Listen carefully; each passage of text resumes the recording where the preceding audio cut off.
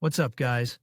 I'm Chad Barnes, and welcome to the channel. Here, it's all about real car talk, from simple fixes to smart driving tips and keeping your ride in top shape. If that sounds good to you, go ahead and give the video a thumbs up. Hit that subscribe button, and make sure you watch all the way through. There's a lot of good stuff coming.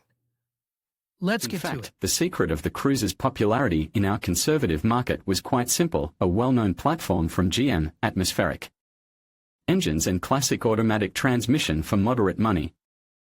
In Russia, a big bet was made on the model. The debut of the car in Korea took place in 2008, and in our country a little later, but for a good reason, because of the localization adjustment at the plant near St. Petersburg. The car was built on the same GM Delta II platform as the Opel Astra, sharing with it the technology. The fact of kinship also played into the hands of Cruze, so that sales went uphill. More than 100,000 cars were sold for the first 3 years. However, further the decline began, first to 50,000 cars a year, then to 30. Well, and in 2015 GM left the Russian market, so that the sunset of the popular model turned out to be early. Perhaps the prices played their role in the decline in sales. If at the time of debut in 2009, the Cruze cost from 550 to 750,000 rubles, then by 2014, the base configuration cost more than 900,000 and the top one exceeded 1.1 million. Actually, similar prices for well-preserved copies we see today. Let's take a look at what variants are worth paying attention to. When it comes to body condition, finding a good Cruze is not that difficult. Despite the fact that the oldest cars have already passed the mark of 12 years and the freshest ones are no less than 7 years old. They resist aging and corrosion quite successfully.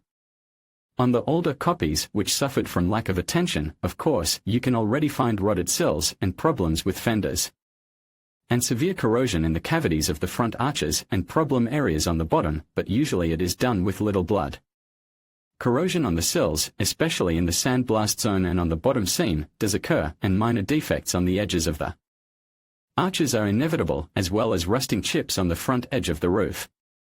But at proper care to serious problems does not come to serious problems. The matter is limited to underpainting.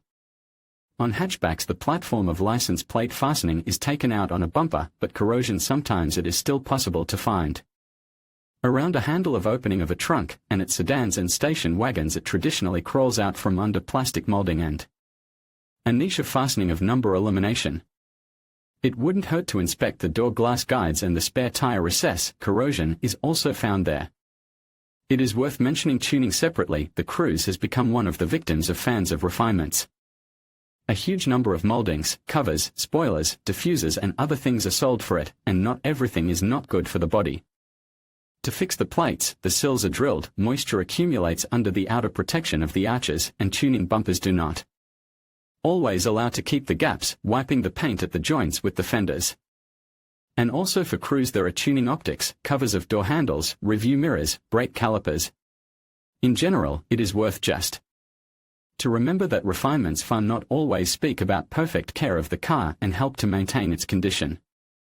By the way, the range of tuning spare parts can be partly explained by high prices for original external parts instead of an expensive original. You can often buy a cheaper and moreover non-standard spare part.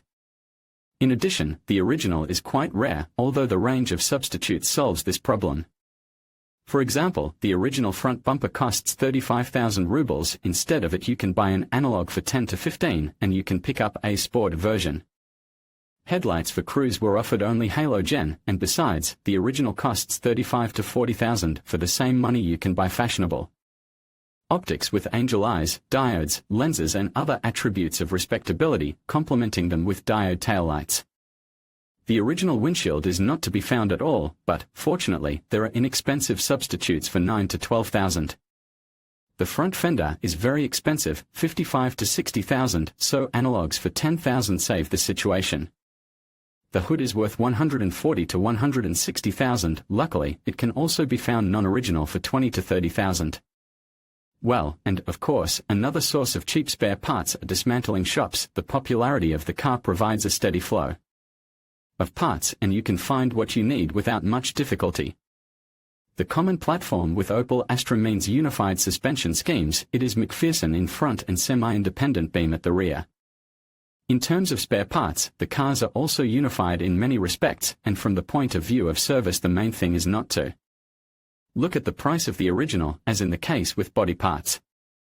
For example, the original front L-shaped lever, common with Astra, costs $25,000 to $30,000, although analogues are available for $5,000 to $15,000. The ball bearing is pressed into the lever and is changed only together with it.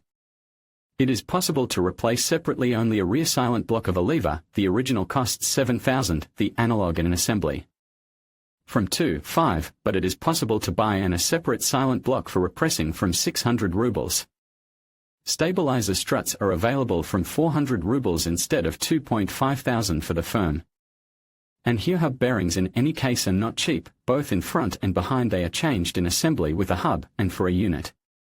In assembly it is necessary to give from 4,000 to 12,000, and for the original ask absurd 50,000 to 60,000.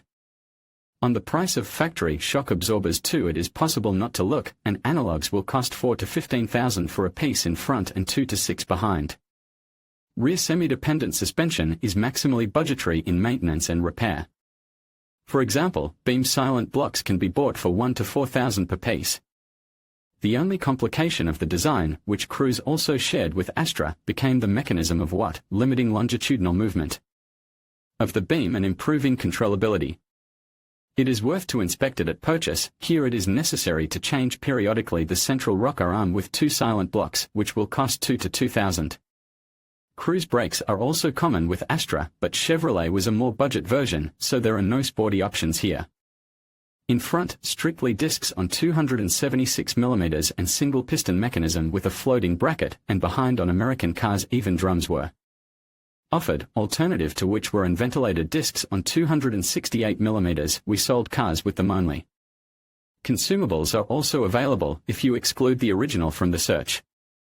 So, the front disc can be bought for 4,000 to 7,000 and the rear disc for 2,000 to 5,000.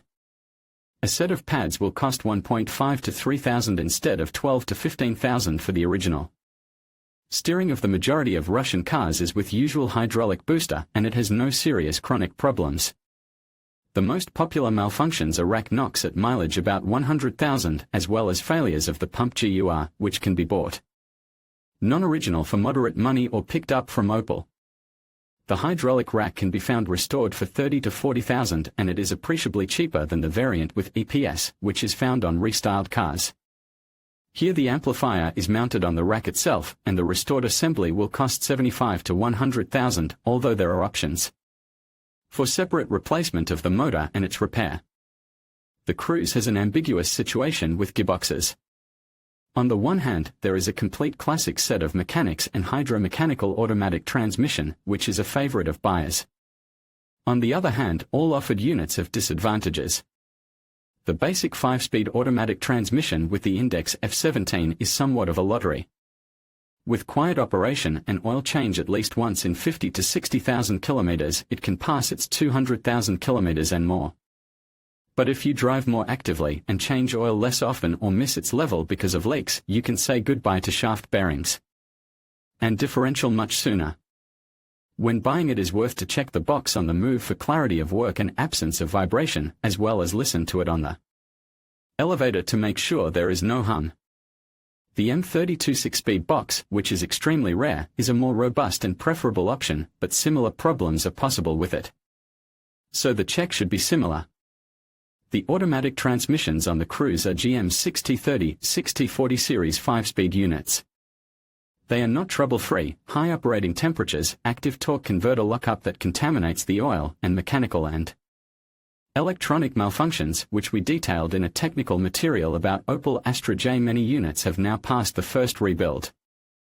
But it is not always complemented by the installation of a larger oil cooling radiator, and not all owners begin to change the oil more often after repair.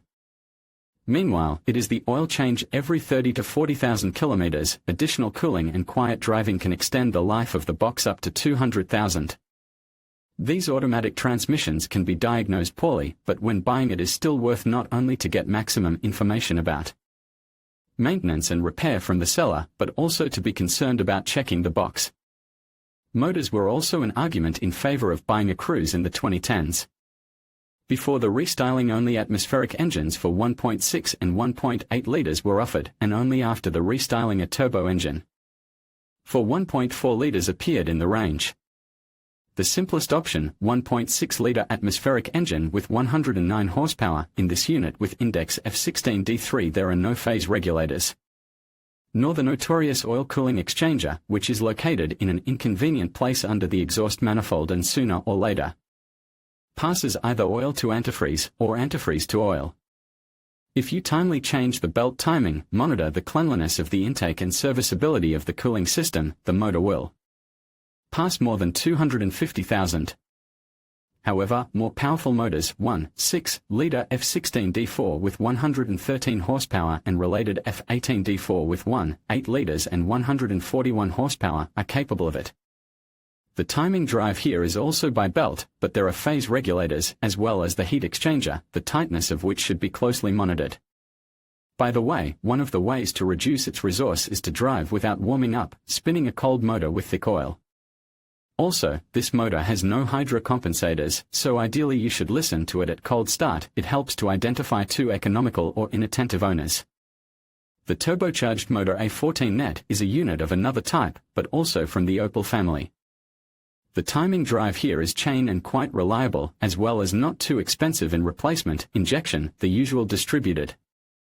And the turbine has quite normal resource, as well as the piston group, no marks given that the Cruze has no failed motors. Choosing a car on the aftermarket doesn't seem very difficult. Those who are afraid of expensive repairs of automatic transmission can pay attention to copies with manual transmission.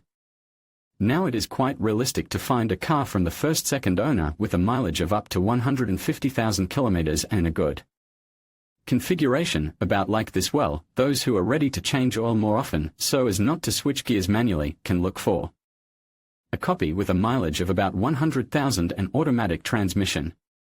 If Autoteca and diagnostics will confirm such a low mileage for 8 years and a test drive will not reveal any problems, then Cruze may well become a reliable companion for several years, combining inexpensive maintenance and good driving habits. In conclusion, deciding whether to invest in a Chevrolet Cruze I for 800,000 rubles ultimately hinges on your personal preferences and priorities. While the engine performance may be a key factor, the choice of transmission can significantly influence your driving experience and overall satisfaction. It's essential to weigh the pros and cons of each option, considering factors like maintenance costs, fuel efficiency, and your intended use of the vehicle. Take your time, do thorough research, and choose the configuration that best aligns with your needs. Happy car hunting!